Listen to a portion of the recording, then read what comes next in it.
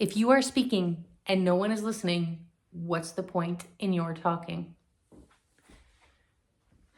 The Pocket Guide to Public Speaking guides us in Chapter 4 to discuss listeners and speakers. Like I said, if no one is listening to you, what's the point in your talking? Who has more power, the speaker or the listener? Let's explore.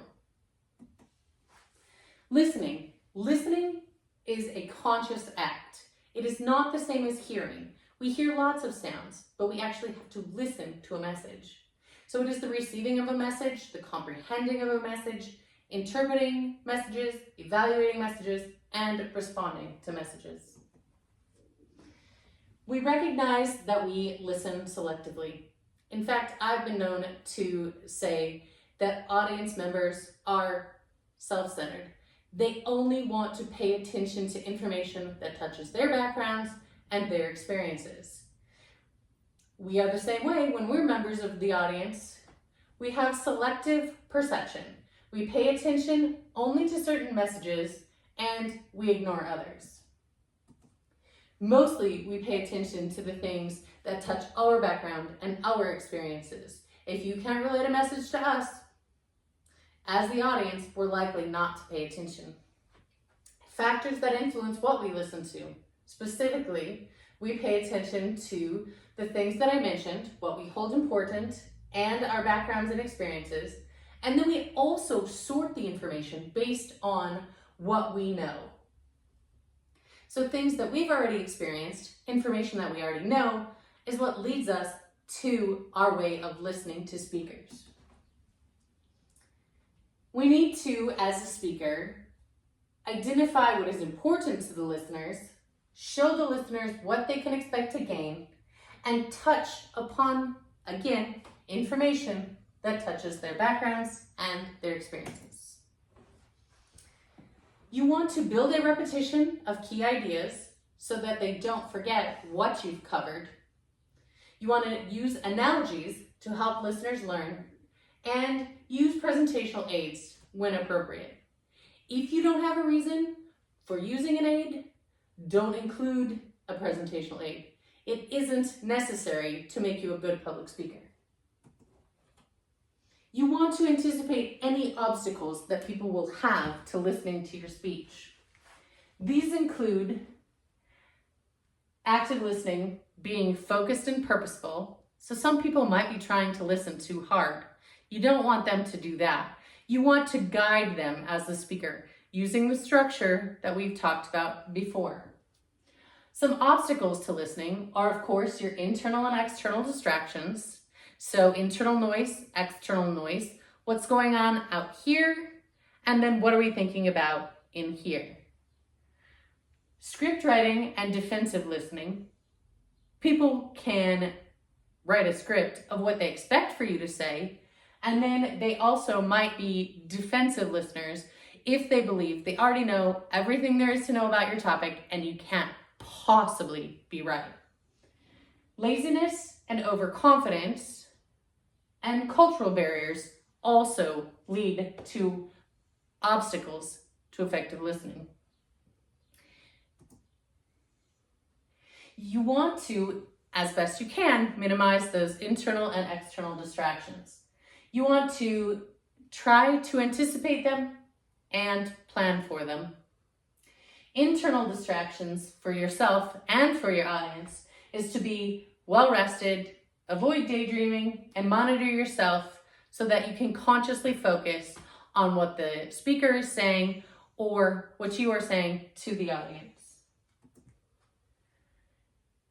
Guard against script writing. You want to focus on what you're going to say next rather than what the audience is thinking. The audience, in turn, should not just guess what you're going to say next. They should be focused enough to listen to what you're going to say next. Also, avoid defensive listening. How do we do this? Well, we don't judge a speaker before they start speaking. It's like judging a book by its cover. How do you really know how good it's going to be if you don't pay attention? Also, As an audience member, try not to decide before the speaker begins that you know better. Become aware of laziness and overconfidence. This can manifest in several ways. If you expect too little from the speaker, they can't possibly know more than I know.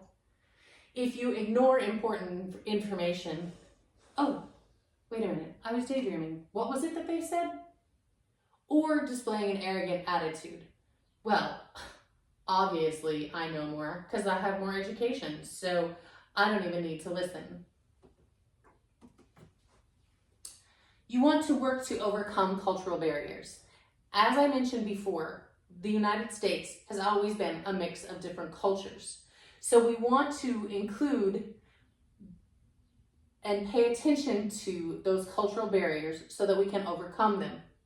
As a listener, you want to consciously refrain from prejudging the speaker. You want to focus on what is being said, and you want to ask questions to reveal your needs. Understand the different listening styles in order to appeal to specific audiences. There's the people-oriented listeners, so they focus on making a connection with you. Action-oriented listeners, what specific action do you want them to take? Content-oriented listeners are listening for the information that you're providing. And then time-oriented listeners are all focused on, did I get the information in a timely manner? I have only this much amount of time to give to the speaker, so they better get their information across in this amount of time.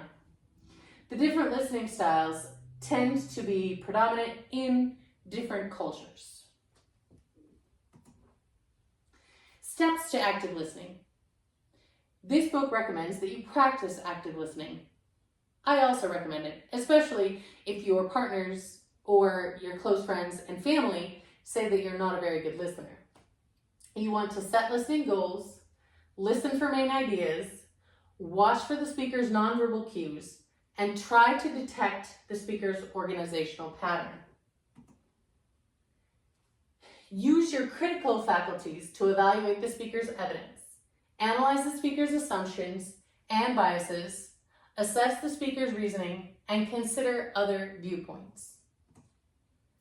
You want to strive for the open and respectful exchange of ideas. This is honestly dialogic communication, whether you think about it that way or not. As the speaker, I'm providing information. As the listener, you are responding to me with the feedback that you give me. You should have a respectful atmosphere for sharing ideas and allow the speaker the opportunity to achieve an understanding with the audience. Listeners should be open-minded and empathetic. Empathetic means that you try to relate to the other person. Offer constructive feedback and be compassionate. Be honest and fair when doing an evaluation. Adjust to the speaker's style. Be compassionate in your criticism. And be selective in the information or criticism that you present to the speaker. Sometimes it's really hard to be a listener. In fact, if you don't put any effort in, it can lead to lazy listening. You need to focus on being a good listener and being respectful to the person presenting the information. I hope you've learned a little bit about being a good listener, and tune in next time when we talk just a little bit more about being a good audience member and a good speaker.